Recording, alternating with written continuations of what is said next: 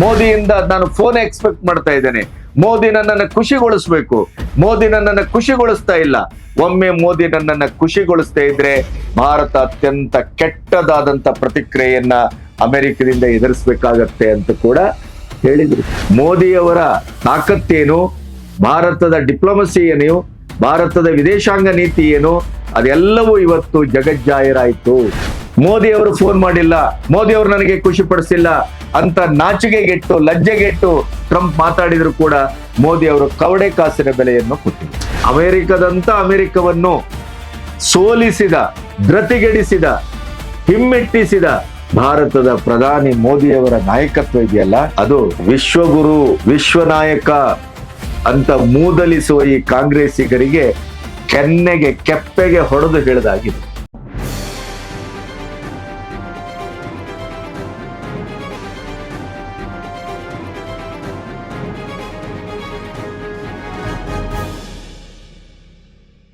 ನಮಸ್ತೆ, B Ganapati news ಚಾನೆಲ್ಗೆ ಸ್ವಾಗತ.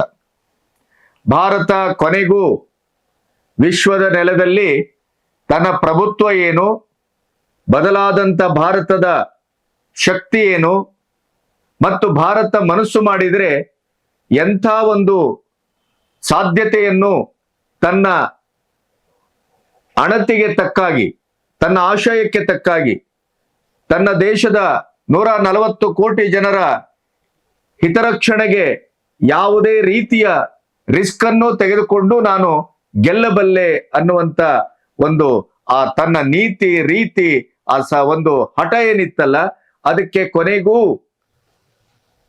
ವಿಶ್ವ ವಿಜಯ ಪ್ರಾಪ್ತವಾಗಿದೆ. ಇಲ್ಲಿಯವರೆಗೆ ಅಮೆರಿಕ ಅಂದ್ರೆ ಏನು, 78 ವರ್ಷದಲ್ಲಿ 60 ವರ್ಷ ಆಳದಂತ ಎಲ್ಲ ವೀರಾದಿ ವೀರರು ಈಗ ಹೇಳ್ತಾರೆ 56ನೇ ಇಂಚಿನ ಪ್ರಧಾನಿ ಟ್ರಂಪಿಗೆ ಬಾಗಿದ್ರು, ಸರೆಂಡರ್ ಆದ್ರು. ಇದೇ ಆಪರೇಷನ್ ಸಿಂಧೂರದಲ್ಲಿ ಕೊನೆಗೂ ಮೋದಿ ಟ್ರಂಪ್ಗೆ ತಲೆಬಾಗಿದ್ರು ಇತ್ಯಾದಿ ಇತ್ಯಾದಿ ನರೇಟಿವ್ ಅನ್ನೇನು ಸೃಷ್ಟಿ ಮಾಡ್ತಾ ಇದ್ರಲ್ಲ, ಅದು ಕೊನೆಗೂ ಪಾಕಿಸ್ತಾನವೇ ಅದಕ್ಕೆ ಉತ್ತರ ಕೊಟ್ಟಿತ್ತು. ಕದನ ವಿರಾಮ ಟ್ರಂಪ್ನಿಂದ ಆದದ್ದಲ್ಲ, ಸೌದಿ ಮೂಲಕ ನಾವು ಭಾರತದ ಪ್ರಧಾನಿಯ ಕಾಲು ಹಿಡಿದು ನಾವು ಬಚಾವಾದೆವು ಅಂತ. ಇಂಥ ಎಲ್ಲ ಸಂದರ್ಭಗಳನ್ನ ಪ್ರತಿ ಹಂತದಲ್ಲಿ ಒಂದಾದ ಮೇಲೆ ಒಂದು ಸವಾಲುಗಳನ್ನ ಎದುರಿಸ್ಕೊಂಡು ಬಂದು ಇವತ್ತು ಯಾವ ಹಂತಕ್ಕೆ ಬಂದಿದೆ ಅಂತಂದ್ರೆ, IMF ನಂತ ವಿಶ್ವಸಂಸ್ಥೆಯಂತ ವಿಶ್ವದ ಇಡೀಯದಾದಂತ ಒಂದು ಗಳಿಕೆಯನ್ನ, ಅಭಿವೃದ್ಧಿಯನ್ನ, ಶಕ್ತಿ ಸಂಚಯವನ್ನ ಯಾವ ದೇಶ ಇವತ್ತು ಯಾವ ಮಟ್ಟದಲ್ಲಿದೆ ಅನ್ನುವುದನ್ನ ನಿರ್ಧರಿಸುವ ನಿರ್ಣಾಯಕ ಸಾಂಸ್ಥಿಕ ಸ್ವರೂಪಗಳು ಭಾರತವನ್ನ ಸೂಪರ್ ಪವರ್ ಅಂತ ಇದೆ. ಅಮೆರಿಕದ ಕುಸಿತವನ್ನ, ಅಮೆರಿಕದ ಎಡಬಿಡಂಗಿತನವನ್ನ, ಟ್ರಂಪಿನ ಹುಚ್ಚಾಟವನ್ನ ನೇರ ತರ್ಕಕ್ಕೆ ಒಡ್ತಾ ಇದೆ. ಹಿರಿಯಣ್ಣನಾಗಿ ಉಳಿದಿಲ್ಲ, ಈಗ ಕಿರಿಯಣ್ಣನಾಗುವ ಸಾಧ್ಯತೆ ಅನ್ನೋದನ್ನು IMF 2 ದಿನ ಹಿಂದೆ ಹೇಳಿದೆ. ವಿಶ್ವಕ್ಕೆ ಇವತ್ತು ಏನಾದ್ರೂ ಒಂದು ಬಲಾಢ್ಯತೆಯನ್ನ, ಭವಿಷ್ಯವನ್ನ, ಮಾರ್ಗದರ್ಶನವನ್ನ ತನ್ನ ಇಡೀ ಆಡಳಿತ ಮತ್ತು ಆತ್ಮಶಕ್ತಿಯಿಂದ ಯಾವ ನೆಲೆಯನ್ನು ತಾನು ಮುಟ್ಟಬಲ್ಲೆ ಅನ್ನೋದನ್ನ ಭಾರತ ತೋರಿಸ್ಕೊಟ್ಟಿದೆ. ಭಾರತ ಇವತ್ತು ಬೆಳಗುತ್ತಿದೆ. Bharat become a super power. Bharat ವಿಶ್ವವನ್ನ ನಿಗ್ರಹಿಸ್ತಾ ಇದೆ. ಇದು IMF ಹೇಳಿದ್ದು. ಈ ಎಲ್ಲ ಬೆಳವಣಿಗೆಗಳ ಹಿಂದೆ ನಾವೇನು ಭಾವಿಸಿದೆವು, 500% ಟ್ರಂಪ್ ಇದನ್ನ ಟ್ಯಾರಿಫ್ ವಾರ್ ಅನ್ನು ಹಾಕ್ತಾರೆ. ಈಗಾಗಲೇ ರಷ್ಯಾ ಮತ್ತು ಇರಾನಿನ ಕಾರಣಕ್ಕಾಗಿ 25% ಎಕ್ಸ್ಟ್ರಾ ಹಾಕಿದ್ರು. 75% ಬಂದಿದೆ, ಅದರಲ್ಲಿ 100% ಆಯ್ತು. ಆಮೇಲೆ 500% ಹಾಕ್ತಾರೆ. ಟ್ರಂಪಿನ ಈ ಟ್ಯಾರಿಫ್ ಅನ್ನ ಹೇಗೆ ಮೋದಿ ನಿಭಾಯಿಸ್ತಾರೆ? ಮೋದಿ ಸೋತಿದ್ದಾರೆ, ರಾಹುಲ್ ಗಾಂಧಿಯ ವ್ಯಾಖ್ಯಾನ. ಈ ಎಲ್ಲದರ ಮಧ್ಯೆ EU ಒಪ್ಪಂದ ಆಯಿತು. Mother of all deals. 200 ಕೋಟಿ ಕುಟುಂಬದ ಮಹಾ ಮಾರ್ಕೆಟ್ ಭಾರತಕ್ಕೆ ಓಪನ್ ಆಯಿತು. ವಿಶ್ವದ GDPಯ 25% ಮುಕ್ತ ಮಾರುಕಟ್ಟೆ ಭಾರತಕ್ಕೆ. EU ಇಡೀ ಟೀಮೇ ಭಾರತಕ್ಕೆ ಬಂದು ಭಾರತದ ಸಾರ್ವಭೌಮತೆಯನ್ನ ಒಪ್ಪಿಕೊಂಡು, ಭಾರತದ ಶಕ್ತಿಯನ್ನು ಒಪ್ಪಿಕೊಂಡು EU ಜೊತೆಗೆ ಒಪ್ಪಂದವನ್ನ ಭಾರತದ ಮೇಲೆ ಒತ್ತಡ ತಂದು ಶೀಘ್ರವಾಗಿ ಆಗ್ಬೇಕು ಅಂತ. ಒಂದ್ ಕಡೆ EU ಒಪ್ಪಂದದಿಂದ ಅಮೆರಿಕ ಹೊರಗಡೆ ಹೋಯ್ತು, ಅಲ್ಲಿ ಸೀದಾ ಭಾರತ ಎಂಟ್ರಿ ಆಯ್ತು. EU ಒಪ್ಪಂದದಿಂದ ಅಮೆರಿಕ ಹೊರಗಡೆ ಹೋದಂತ ಸಂದರ್ಭದಲ್ಲೇ ಭಾರತ ಮತ್ತು EU ಒಪ್ಪಂದ ಎಲ್ಲವೂ ಮುಗಿದ ನಂತರ ತಕ್ಷಣ ಏನಾಯ್ತು, ಅಮೆರಿಕಕ್ಕೆ ಸೆಡ್ಡು ಹೊಡೆಯುವ ರೀತಿಯಲ್ಲಿ ಕೆನಡಾದ ಅಧ್ಯಕ್ಷರು ಭಾರತಕ್ಕೆ ಬರ್ತಾ ಇದ್ದಾರೆ. ಭಾರತದ ಇಡೀಯದಾದಂಥ ಡಿಪ್ಲೊಮಸಿ, ವಿಶ್ವದ ಮಿತ್ರತ್ವ ಯಾವ ಮಟ್ಟಕ್ಕೆ ಬರ್ತಾ ಇದೆ ಅಂತಂದ್ರೆ, ಅಮೆರಿಕದಿಂದ ಎಲ್ಲಾ ವಿಶ್ವದ ನಾಯಕರು ಮಿತ್ರತ್ವವನ್ನ ಕಳ್ಕೊಂಡು ಭಾರತದತ್ತ ದೌಡಾಯಿಸ್ತಾ ಇದ್ದಾರೆ ದಂಡಾಗಿ. ಈ ಎಲ್ಲ ಬೆಳವಣಿಗೆಗಳ ಹಿಂದೆ ನಿಮಗೆ ಗೊತ್ತಿದೆ, ಅಮೆರಿಕದ ಟ್ರೇಡ್ ಡೀಲ್ ನಿಧಾನಗತಿಯಲ್ಲಿ. ಅಮೆರಿಕದ ಟ್ರೇಡ್ ಡೀಲ್ ನಮ್ಮ ಹೈನುಗಾರಿಕೆ ಮತ್ತು ನಮ್ಮ ಕೃಷಿಗೆ ಕೈ ಹಾಕಿದಾಗ ಅದನ್ನ ಎಕ್ಸ್ಕ್ಲೂಡ್ ಮಾಡಿ ಟ್ರೇಡ್ ಡೀಲ್ ಮಾಡೋದಿದ್ರೆ ನಾವು ಮಾಡ್ತೇವೆ ಅಂತ ಹೇಳಿ ಭಾರತ ತನ್ನ ನಿಯೋಗವನ್ನ ತಕ್ಷಣ ವಾಪಸ್ ಕರೆಸ್ಕೊಳ್ತು. ಅಮೆರಿಕ ಎದ್ನೋ ಬಿದ್ನೋ ಅಂತ ನಿಯೋಗ ತಗೊಂಡು ಭಾರತಕ್ಕೆ ಓಡಿ ಬಂತು. ಇಷ್ಟಾದ್ರೂ ಕೂಡ EU ಒಪ್ಪಂದ ನಿಂತಿಲ್ಲ, ಅಥವಾ ಯಾವುದೇ ರೀತಿಯಲ್ಲೂ ಇರಾನ್ನಿಂದ, ರಷ್ಯಾದಿಂದ ತೈಲವನ್ನ ತರಿಸ್ಕೊಳ್ಳುವುದನ್ನ ಭಾರತ ನಿಲ್ಲಿಸಿಲ್ಲ. ಅಮೆರಿಕದ ಯಾವ ಗೊಡ್ಡು ಬೆದರಿಕೆಗೂ ಬಗ್ಲಿಲ್ಲ. ತನ್ನದೇ ಆದಂತ ರೀತಿಯಲ್ಲಿ ಇಡೀ ವಿಶ್ವದಲ್ಲಿ ತನ್ನ ಟ್ರೇಡ್ ಡೀಲ್ ಅನ್ನು, ತನ್ನ ಶಕ್ತಿಯನ್ನು, ತನ್ನ ಭವಿಷ್ಯಕ್ಕೆ ಬೇಕಾದಂತ ರೀತಿ ನೀತಿಯನ್ನು ಅದು ಸ್ಥಿರವಾಗಿ ಸ್ಥಾಪಿಸಿಕೊಳ್ತು. ರಿಪಬ್ಲಿಕನ್ಸೇ ಹೇಳಿದ್ರು, ಅಮೆರಿಕದ ಆರ್ಥಿಕ ತಜ್ಞರನ್ನು ಸೇರಿ, ಭಾರತ ಇವತ್ತು ಏನು ಮಾಡ್ತಾ ಇದೆಯೋ EU ಒಪ್ಪಂದ, ಅದು ಭಾರತದ ಭವಿಷ್ಯಕ್ಕೆ ಬರದಂತ ಮುನ್ನುಡಿಯದು. ಇಡೀ ವಿಶ್ವದಲ್ಲಿ ಇವತ್ತು ತನ್ನ ದೇಶಕ್ಕಾಗಿ, ತನ್ನ ದೇಶದ ಬಲಾಢ್ಯತೆಗಾಗಿ, ತನ್ನ ದೇಶದ ಅಭಿವೃದ್ಧಿಗಾಗಿ ಮೋದಿ ಅವರು ಇಡ್ತಾ ಇರುವಂತ ಹೆಜ್ಜೆ ಅತ್ಯಂತ ಮಾದರಿಯಾದದ್ದು. ಅಮೆರಿಕ ಭಾರತದೊಟ್ಟಿಗೆ ಏನು ಟ್ರೇಡ್ ಮತ್ತು ಟ್ಯಾರಿಫ್ ವಾರ್ ಮಾಡ್ಕೊಂಡಿದೆ, ಅದರ ಮಧ್ಯೆ ಕಿರಿಕಿರಿ, ಇದು ಅಮೆರಿಕಕ್ಕೆ ಆತ್ಮಘಾತುಕ. ಇದನ್ನ ಸ್ವತಃ ಅಮೆರಿಕದ ರಿಪಬ್ಲಿಕನ್ನಿನ ಟ್ರಂಪಿನ ಆತ್ಮೀಯರೇ, ಅಮೆರಿಕದ ಆರ್ಥಿಕ ತಜ್ಞರು ಘಂಟಾಘೋಷವಾಗಿ ಹೇಳಿದರು. ಇದರ ಪರಿಣಾಮ ಅನ್ನುವ ಹಾಗೆ ಭಾರತದ ಒಂದು ರಾಯಭಾರಿ ಆಗಿದ್ದಂತ ಸರ್ಗಿಯೋ ಗೋರ್ಗ್ ಇತ್ತೀಚೆಗೆ ಒಂದು ಮಾತು ಹೇಳಿದ್ರು. ಪ್ರಾಯಶಃ ಅಮೆರಿಕ ಭಾರತದ ಮೇಲೆ ಹಾಕಿದ ಟ್ಯಾರಿಫ್ ಏನಿದೆ ಅದನ್ನ ಕಡಿತಗೊಳಿಸುವ ಸಂದರ್ಭ ಹತ್ತಿರವಾಗ್ತಾ ಇದೆ. ದಾವೋಸ್ ಅಲ್ಲೂ ಇದೇ ಮಾತನ್ನ ಅಮೆರಿಕ ಪುನರುಚ್ಚಾರ ಮಾಡಿತ್ತು. ಈಗ ಅದಕ್ಕೆ ಸಕಾಲ ಕಾಲ ಪ್ರಾಪ್ತವಾಗಿದೆ. ಅಧಿವೇಶನ ನಡೀತಾ ಇರುವ ಹೊತ್ತಿಗೆ ನಿನ್ನೆ ರಾತ್ರಿ ಟ್ರಂಪ್ ಮೋದಿಯವರೊಟ್ಟಿಗೆ ಮಾತಾಡಿದ್ರು. ಇತ್ತೀಚೆಗೆ ಟ್ರಂಪ್ ಏನ್ ಹೇಳಿದ್ರು, ಟ್ರೇಡ್ ಡೀಲ್ ಯಾಕೆ ನಿಧಾನ ಆಗ್ತಾ ಇದೆ ಅಂದ್ರೆ, ಮೋದಿಯಿಂದ ನಾನು ಫೋನ್ ಎಕ್ಸ್ಪೆಕ್ಟ್ ಮಾಡ್ತಾ ಇದ್ದೇನೆ, ಮೋದಿ ನನ್ನನ್ನು ಖುಷಿಗೊಳಿಸ್ಬೇಕು, ಮೋದಿ ನನ್ನನ್ನು ಖುಷಿಗೊಳಿಸ್ತಾ ಇಲ್ಲ. ಒಮ್ಮೆ ಮೋದಿ ನನ್ನನ್ನು ಖುಷಿಗೊಳಿಸ್ತಾ ಇದ್ರೆ ಭಾರತ ಅತ್ಯಂತ ಕೆಟ್ಟದಾದಂತ ಪ್ರತಿಕ್ರಿಯೆಯನ್ನ ಅಮೆರಿಕದಿಂದ ಎದುರಿಸಬೇಕಾಗತ್ತೆ ಅಂತ ಕೂಡ ಹೇಳಿದ್ರು. ಮೋದಿ ಫೋನ್ ಮಾಡಿಲ್ಲ, ಅಮೆರಿಕದ ಅಧ್ಯಕ್ಷರ ಫೋನ್ 4 ಸರಿ ಬಂದ್ರು, ಎತ್ತಲಿಲ್ಲ. ಹೋದ ನಿಯೋಗವನ್ನ ತಕ್ಷಣ ವಾಪಸ್ ಕರೆಸ್ಕೊಂಡ್ರು. EU ಜೊತೆ ಒಂದು ಚಾರಿತ್ರಿಕವಾದ ಒಪ್ಪಂದವನ್ನ ಹೇಗೆ ಮಾಡಿಕೊಂಡ್ರು, ನಮಗೆ ಬೇಕಾದ ಹಾಗೆ ಕೃಷಿ ಮತ್ತು ಹೈನುಗಾರಿಕೆಯನ್ನು ಎಕ್ಸ್ಕ್ಲೂಡ್ ಮಾಡಿ ನಮಗೇನ್ ಬೇಕು ಅದನ್ನು ಮಾಡಿದೆವು. ಪರ್ಯಾಯವಾಗಿ ಏನಾಯ್ತು, ಬಾಂಗ್ಲಾ ಮತ್ತು ಪಾಕಿಸ್ತಾನ ಇಡೀ ಭವಿಷ್ಯ ಕತ್ತಲೆಗೆ ಜಾರಿತು. 2-3 ವಿಡಿಯೋದಲ್ಲಿ ನಿಮ್ಗೆ ಅದರ ಎಲ್ಲ ವಿವರಗಳನ್ನು ಕೊಟ್ಟಿದ್ದೇವೆ. ಈ ಎಲ್ಲ ಬೆಳವಣಿಗೆಯಿಂದ ಏನಾಯ್ತು, ಟ್ರಂಪ್ ಸಂಪೂರ್ಣವಾಗಿ ನಿಶಕ್ತೀಕರಣಗೊಳ್ಳುವ ಹಾಗಾಯ್ತು, ಒಂಟಿಯಾಗುವಾಗಿ ಆಯ್ತು. ಇಡೀ ಪ್ರಪಂಚದಿಂದ ಈ ಟ್ರೇಡ್ ಮತ್ತು ಸಂಬಂಧ, ಡಿಪ್ಲೊಮೆಸಿ, ವಿದೇಶ ನೀತಿ, ಅವರು ತೆಗೆದುಕೊಳ್ತಾ ಇರುವಂತ ಗಳಿಗೆಗೊಂದು ನಿರ್ಧಾರ, ಇವೆಲ್ಲವೂ ಕ್ಯಾಕರಿಸಿ ಉಗಿಯುವಾಗಾಯ್ತು. Trump is the mad man ಅಂತ ರಿಪಬ್ಲಿಕನ್ಸ್ ಹೇಳುವಾಗಾಯ್ತು. ಇದರ ಪರಿಣಾಮ ಏನು ಅಂದ್ರೆ ರಷ್ಯಾದ ತೈಲ ಅಥವಾ ಇರಾನ್ನ ಮೇಲಿನ ಈಗ ಯುದ್ಧ ಸಾರಿದ ಅಮೆರಿಕ, ಇರಾನ್ ಮತ್ತು ಭಾರತದ ವ್ಯಾಪಾರದ ಸಂಬಂಧ, ಇವೆಲ್ಲವನ್ನ ಪ್ರಶ್ನಿಸಿ ನೀವು ಇವರ ದೋಸ್ತಿಯನ್ನ ಖತಮ್ಗೊಳಿಸ್ಕೋಬೇಕು, ಬಿಡಬೇಕು ಅಂತ ಹೇಳಿದ್ರು ಕೂಡ ಭಾರತ ಅದಕ್ಕೆ ಯಾವ ರೀತಿಯ ಪ್ರತಿಕ್ರಿಯೆಯನ್ನು ಕೊಟ್ಟಿಲ್ಲ.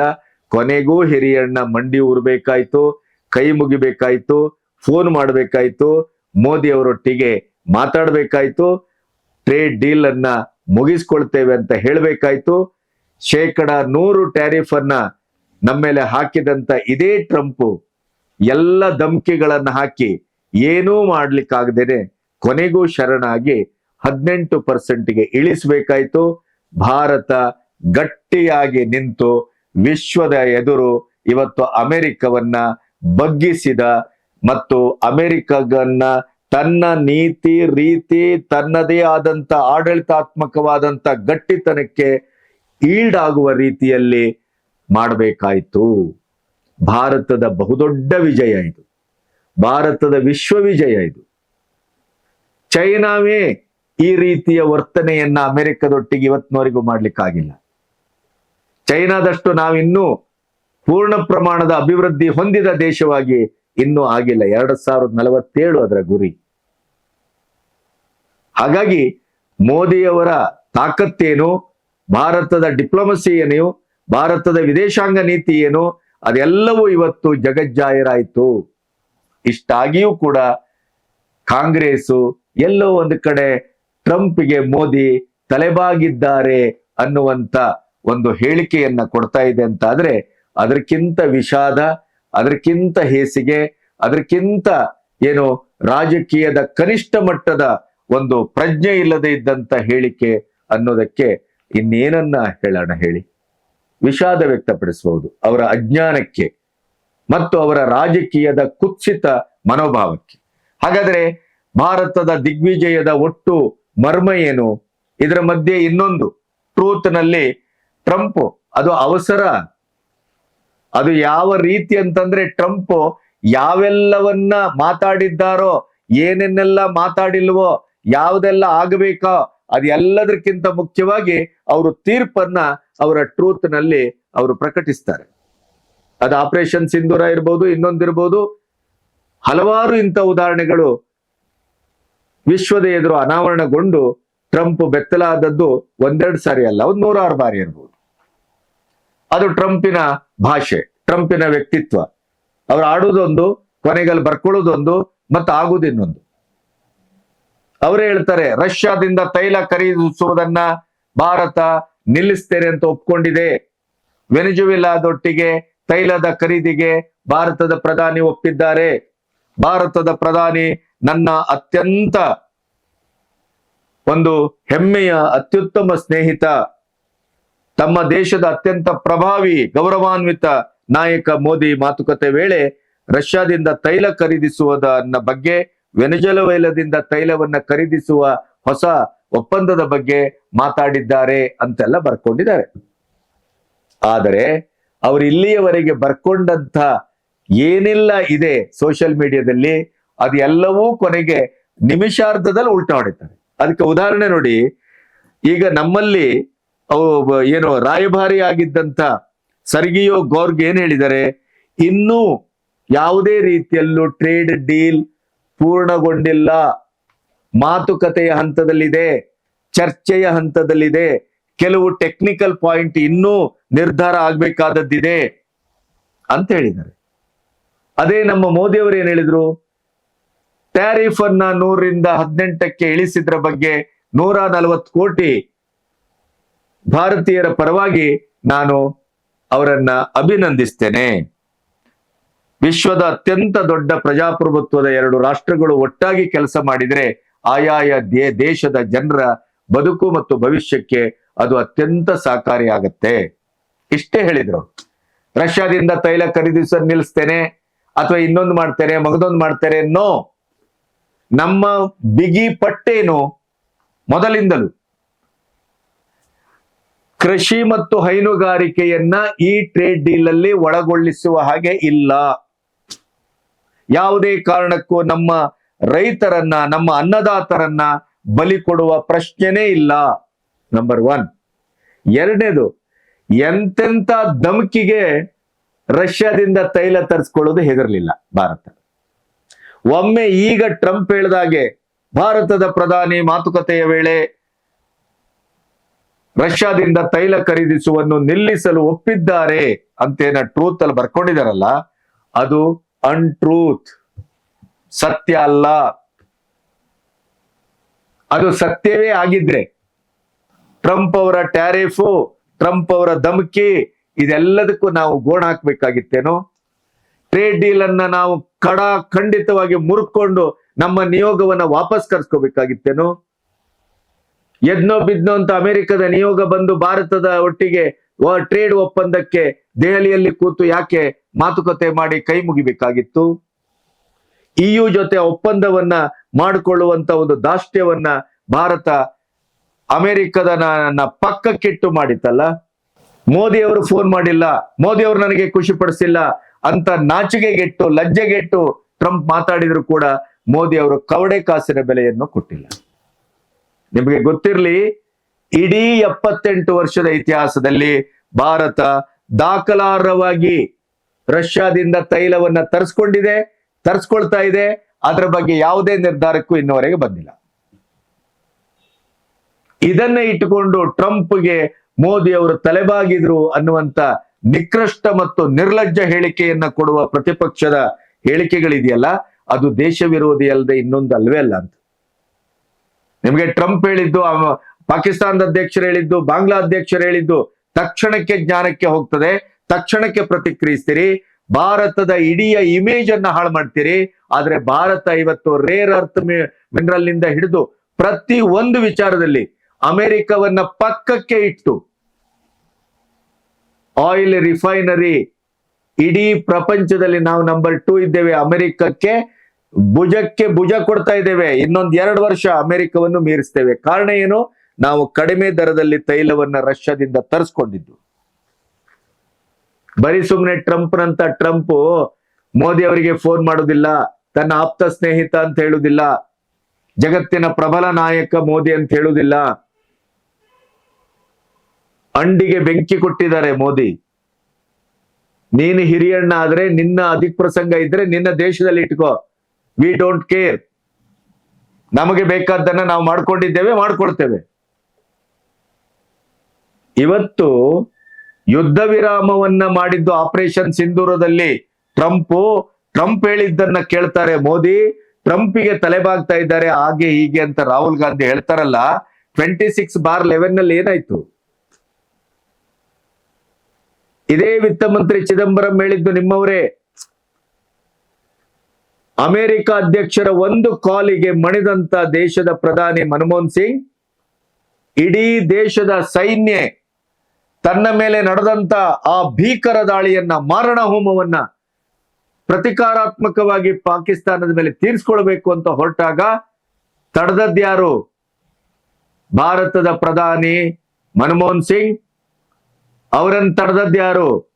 ಪಾಕಿಸ್ತಾನದ ಅಧ್ಯಕ್ಷ. ಪಾಕಿಸ್ತಾನದ ಅಧ್ಯಕ್ಷರ ಆಣತಿಗೆ 60 ವರ್ಷ ಗೋಣ್ ಹಾಕಿ ಅಧಿಕಾರ ಮಾಡಿದವರು ಯಾರು ಅನ್ನೋದನ್ನ ದೇಶದ ಎದುರು ನೀವು ಯಾರಿಗೂ ಹೇಳ್ಬೇಕಾಗಿಲ್ಲ, ಅದು ಯಾರು ಅಂತ ಜನರಿಗೆ ಗೊತ್ತು. ಅಂತ ನಿರ್ಲಜ್ಜರು ಮತ್ತು ನಿರ್ವೀರ್ಯರು ಇವತ್ತು ಮೋದಿ ಅವರನ್ನ ಮಾತಾಡ್ತಾ ಇದ್ದಾರೆ. ಮೋದಿ ಅವರ ಆಪರೇಷನ್ ಸಿಂಧೂರದಲ್ಲೂ ಬಗ್ಲಿಲ್ಲ. ಟ್ರೇಡ್ ವಾರ್ ಅಲ್ಲಿ ಟ್ರೇಡ್ ಅನ್ನ ಇಟ್ಕೊಂಡು ಆಟ ಆಡ್ತೇನೆ ಅಂತ ಹೇಳಿ ಹೊರಟಂತ ಟ್ರಂಪ್ನ ಇಡೀ ನಡುವನ್ನ ಮುರಿದಿದ್ರೆ ಇಡೀ ಪ್ರಪಂಚದಲ್ಲಿ ಏಕೈಕ ಮೋದಿ ಅಂತ.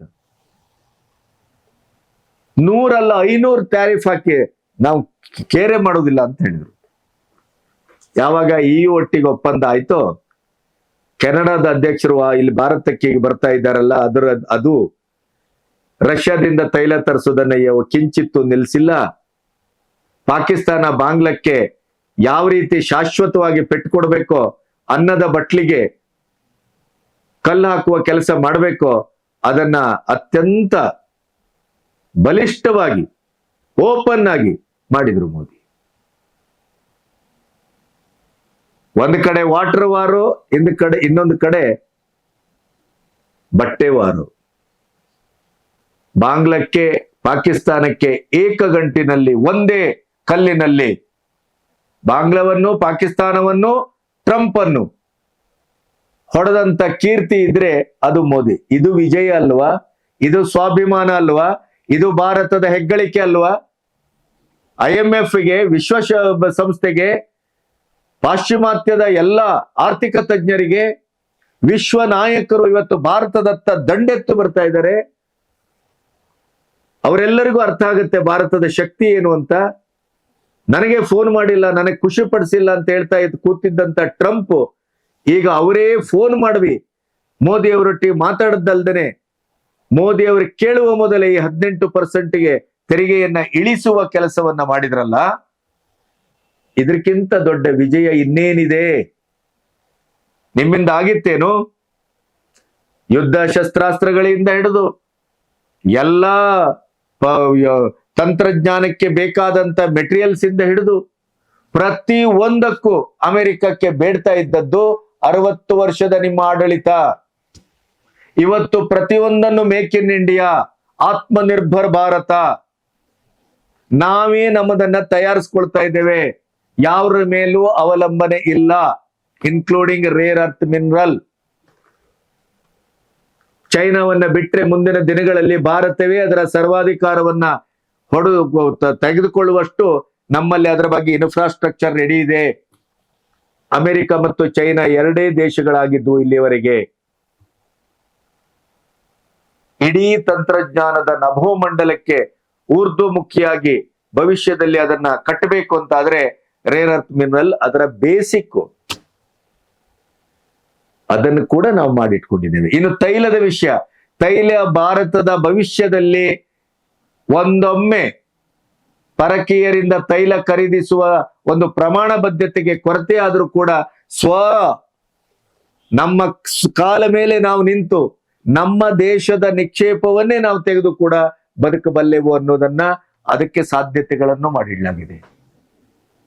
ಯಾವುದರಲ್ಲಿ ಕಮ್ಮಿ ಇದ್ದೇವೆ ನಾವು? ಇವತ್ತಿನವರೆಗೆ ಅಮೆರಿಕವನ್ನ ಭಾರತದಲ್ಲೇ ಕೂತು ಅವರನ್ನ ಬಗ್ಗಿಸುವ ಕೆಲಸವನ್ನ ಮಾಡಿದ ಒಬ್ಬರಿದ್ರೆ ಅಟಲ್ ಬಿಹಾರಿ ವಾಜಪೇಯಿ ಬಿಟ್ರೆ. ಕಾರ್ಗಿಲ್ ಯುದ್ಧದಲ್ಲೂ ಕೂಡ ಸರಿಯಾಗಿ ಕ್ಲಿಂಟನ್ಗೆ ಅವರು ತಪರಾಕಿ ಹೊಡೆದು ಇಲ್ಲಿ ವಿಜಯವನ್ನ ಸಾಧಿಸಿದ್ರು. ಈ ಕೆಲಸ ಕಾಂಗ್ರೆಸ್ಸಿನ ಆಡಳಿತದಲ್ಲಿ ಆಗ್ಲಿಲ್ವಲ್ಲ. ಮತ್ತೆ ಈಗ ಇಂಥ ಒಂದು ವಿಜಯ, ಇಂಥ ಒಂದು ಸ್ವಾಭಿಮಾನದ ಜೈತ್ರ ಯಾತ್ರೆ ಮೋದಿಯವರ ನೇತೃತ್ವದಲ್ಲಿ ಆಗಿದ್ದಾಗ್ಲೂ ಕೂಡ ಪ್ರತಿಪಕ್ಷವಾಗಿ ಅದನ್ನ ಸಂಭ್ರಮಿಸುವ ಬದಲು ಅದರಲ್ಲೂ ಮೊಸರಲ್ಲಿ ಕಲ್ಲು ಹುಡುಕುವ ಕೆಲಸವನ್ನ ಮಾಡ್ತಾ ಇದ್ದಾರೆ ಅಂತ ಆದ್ರೆ ಇದಕ್ಕಿಂತ ದುರಂತ ಇನ್ನೇನಿದೆ? ಪ್ರಧಾನಿ ಏನಾದ್ರು ಹೇಳಿದಾರ? ಎಲ್ಲ ಡೀಲ್ ಮುಗಿದೋಗಿದೆ, ಫೈನಲ್, ರಷ್ಯಾದಿಂದ ತೈಲವನ್ನ ತರಿಸ್ಕೊಳ್ಳೋದಿಲ್ಲ, ಟ್ರಂಪ್ ಹೇಳಿದ್ದಾರೆ, ನಾವು ಅದಕ್ಕೆ ಒಪ್ಪಿಟ್ಟಿದ್ದೇವೆ ಹೇಳಿದಾರ? ಅದಕ್ಕೆ ಇಷ್ಟು ಕಾಲ ಬೇಕಿತ್ತ? ಇಷ್ಟೆಲ್ಲ ರಾಜತಾಂತ್ರಿಕ ಆವಿಷ್ಕಾರಗಳಿಗೆ ಭಾರತ ಕಾಯ್ಬೇಕಿತ್ತ? ಅವತ್ತೇ ಟ್ರಂಪಿನ ಧಮಕಿಗೆ ಬೆದರಿ ಮುಡುಗಿ ಅವ್ರು ಹೇಳಿದ್ದಕ್ಕೆಲ್ಲ ಸೈನ್ ಹಾಕಿ ಆಯ್ತು ಅಂತೇಳಿ ಜಿ ಹುಜೂರ್ ಅಂತ ಹೇಳ್ಬೋದಿತ್ತಲ್ಲ. 60 ವರ್ಷದಲ್ಲಿ ಇಲ್ಲಿ ಆಳದಂತ ಈ ದೇಶದ ಸರ್ಕಾರಗಳು ಮಾಡ್ದ ಹಾಗೇನೆ, 26/11 ನಲ್ಲಿ ಮಾಡ್ದ ಹಾಗೇನೆ ಮಾಡ್ದೇವ ನಾವು? ಮೋದಿಯವರ 12 ವರ್ಷದ ಆಡಳಿತದಲ್ಲಿ ಸ್ವಾಭಿಮಾನದ ಭಾರತ ಅತ್ಯಂತ ಸಮೃದ್ಧವಾಗಿ ಎದ್ದು ನಿಂತಿದೆ ಹೊರತು ಎಲ್ಲಿಯೂ ಯಾವ ದೇಶದ ಯಾವ ದೊಣ್ಣೆ ನಾಯಕನ ಮಾತಿಗೂ ಮೋದಿ ಅವರು ಬಗ್ಗಲಿಲ್ಲ. ಒಂದು ಉದಾಹರಣೆ ಇದ್ರೆ ತೋರಿಸ್ಕೊಡಿ ನೋಡೋಣ. ದೇಶ ಅಭಿವೃದ್ಧಿ ಹೊಂದುತ್ತಾ ಇದೆ, ದೇಶ ಸ್ವಾಭಿಮಾನದಿಂದ ಬೆಳಗ್ತಾ ಇದೆ, ದೇಶ ಸ್ವತಂತ್ರವಾಗ್ತಾ ಇದೆ, ದೇಶ ಆತ್ಮನಿರ್ಭರ ಭಾರತದ ಒಂದು ನಿಟ್ಟುಸಿರಲ್ಲ, ಅದರ ಅತ್ಯಂತ ಒಂದು ಸಮೃದ್ಧವಾದಂತ ವ್ಯಕ್ತಿತ್ವವನ್ನ ನಿರೂಪಿಸಿಕೊಳ್ತಾ ಇದೆ. ಪ್ರತಿ ರಂಗದಲ್ಲಿ ನಾವು ನಂಬರ್ 1 ಆಗ್ತಾ ಇದ್ದೇವೆ. ಪಾಕಿಸ್ತಾನ ಮತ್ತು ಬಾಂಗ್ಲಾದ ಇಡೀ ಬೆನ್ನೆಲುಬನ್ನ ಮುರಿದು ಮೆಟ್ಟಿ ಭವಿಷ್ಯವೇ ಇಲ್ಲ ಅನ್ನುವ ಲೆಕ್ಕದಲ್ಲಿ ನಿಂತಾಗಿದೆ. ವೈರಿ ರಾಷ್ಟ್ರದ ಜನಸಮೂಹ ಮೋದಿ ಅಂತವ್ರು ಬೇಕು ಅಂತ ಅಲ್ಲಿ ಇಡೀದಾಗಿ ಹಾಹಾಕಾರ ಹಾಕ್ತಾ ಇದ್ದಾರೆ, POKಯನ್ನು ಸೇರಿ. ಇಂಥ ಸಂದರ್ಭದಲ್ಲೂ ಕೂಡ ಮೊಸರಲ್ಲಿ ಕಲ್ಲುಡುಕುವ ಕೊಳಕು ರಾಜಕೀಯವನ್ನ ಮಾಡುವ ದೇಶ ವಿರೋಧಿ ಚಟುವಟಿಕೆಗಳ ರೀತಿಯಲ್ಲಿ ಟ್ರಂಪ್ನಂತವನಿಗೆ ಒಂದು ಶಬಾಸ್ ಎನ್ನುವಂತ ಕೆಲಸವನ್ನ ವಿರೋಧ ಪಕ್ಷಗಳು ಮಾಡ್ತಾ ಇದೆ ಅಂತ ಆದ್ರೆ, ಭಾರತದ ರಾಯಭಾರಿಯ ಸರ್ಗಿಯೋ ಗೋರ್ಗೆ ಹೇಳಿದಾರಲ್ಲ, ಯಾವುದು ಫೈನಲ್ ಆಗಿಲ್ಲ. ಟ್ರಂಪ್ ಹೇಳಿದ್ದೆಲ್ಲ ಇಲ್ಲಿವರೆಗೆ ಎಲ್ಲಿ ಸತ್ಯ ಆಗಿದೆ? ಟ್ರಂಪಿನ ಮಾತನ್ನ ಯಾರು ಕೇಳ್ತಾರೆ? ವಿಶ್ವದ ಎಲ್ಲ ಮಹಾನಾಯಕರು ಇವತ್ತು ಅವರ ಸ್ನೇಹದಿಂದ ದೂರ ಸಾಗ್ತಾ ಇದ್ದಾರೆ. ಇಡೀ ವಿಶ್ವದ 25% GDP ಇದ್ದಂತ EU ಒಪ್ಪಂದದಿಂದ ಅಮೆರಿಕ ಹೊರಗಡೆ ಹೋಗಿದೆ, ಭಾರತ ಒಳಗೆ ಬಂದಿದೆ. WTOದ ಮಹಾನಿರ್ದೇಶಕರು ದೆಹಲಿಗೆ ಬಂದು ನೀವು ನೇತೃತ್ವ ವಹಿಸಬೇಕು ಅಂತ ಮೋದಿ ಅವರಿಗೆ ರಿಕ್ವೆಸ್ಟ್ ಮಾಡ್ತಾರೆ. ಇಡೀ ವಿಶ್ವ ನಾಯಕರು ಇವತ್ತು ಮೋದಿ ಅವರನ್ನ ವಿಶ್ವದ ಮಹಾನಾಯಕ ಅಂತ ಘೋಷಿಸ್ತಾರೆ. ಇಂತಹ ಸಂದರ್ಭದಲ್ಲೂ ನಮ್ಮ ನೀಚ ರಾಜಕೀಯ ನಮ್ಮ ದೇಶದಲ್ಲಿ ವಿರೋಧ ಪಕ್ಷದ ಹೆಸರಿನಲ್ಲಿ ನಡೆಯುತ್ತದೆ ಅಂತ ಆದ್ರೆ ಇದಕ್ಕಿಂತ ದುರಂತ ಇಲ್ಲ. ಭಾರತಕ್ಕೆ ಇವತ್ತು ಸುದಿನ. ಭಾರತದಲ್ಲಿ ಹುಟ್ಟಿದ ನಾವೆಲ್ಲರೂ ಧನ್ಯ. ಎಂತ ಒಂದು ಗುಲಾಮಗಿರಿಯನ್ನ ಸ್ವತಂತ್ರ ಭಾರತದಲ್ಲಿ, ಇಡೀ ವಿಶ್ವದಲ್ಲಿ ಯಾವುದೇ ದೇಶಕ್ಕೆ ಹೋದ್ರೂ ನಮಗೆ ಕವಡೆ ಕಾಸಿನ ಬೆಲೆ ಇರಲಿಲ್ಲ. ಇವತ್ತು ಯಾವುದೇ ದೇಶಕ್ಕೆ ಹೋಗಿ ಭಾರತೀಯರು ಅಂದ್ರೆ ಪ್ರತ್ಯೇಕವಾಗಿ ನಮಸ್ಕರಿಸಿ Modi Bharat, you are from India, Modi is great, India is great ಅಂತ ಹೇಳುವ ಮಾತನ್ನ ಪ್ರತಿ ಹಂತದಲ್ಲಿ ಕಿವಿಗಳು ಕೇಳ್ತವೆ, ಕಣ್ಣರಳಿಸಿ ನೋಡ್ತಾರೆ ನಮ್ಮನ್ನ. ಇದಕ್ಕಿಂತ ಇನ್ನೊಂದು ಸೌಭಾಗ್ಯ ನಮ್ಗೆ ದಕ್ಕಲಿಕ್ಕೆ ಸಾಧ್ಯ ಇಲ್ಲ. ಯಾವಾಗ ಟ್ರಂಪ್ ಮೋದಿಗೆ ಫೋನ್ ಮಾಡಿ 18%ಗೆ ತೆರಿಗೆಯನ್ನ ಇಳಿಸಿದ್ರೋ ಅಲ್ಲಿಗೆ ಭಾರತ ಗೆದ್ದತ್ತು, ಅಮೆರಿಕ ಸೋತಿತ್ತು. ಅಮೆರಿಕವನ್ನು ಸೋಲಿಸಿದ, ಧೃತಿಗೆಡಿಸಿದ, ಹಿಮ್ಮೆಟ್ಟಿಸಿದ ಭಾರತದ ಪ್ರಧಾನಿ ಮೋದಿಯವರ ನಾಯಕತ್ವ ಇದೆಯಲ್ಲ, ಅದು ವಿಶ್ವಗುರು, ವಿಶ್ವನಾಯಕ ಅಂತ ಮೂದಲಿಸುವ ಈ ಕಾಂಗ್ರೆಸ್ಸಿಗರಿಗೆ ಕೆನ್ನೆಗೆ ಕೆಪ್ಪೆಗೆ ಹೊಡೆದು ಹೇಳಿದಾಗಿದೆ. ಧನ್ಯೋಸ್ಮಿ. ನಮಸ್ತೆ.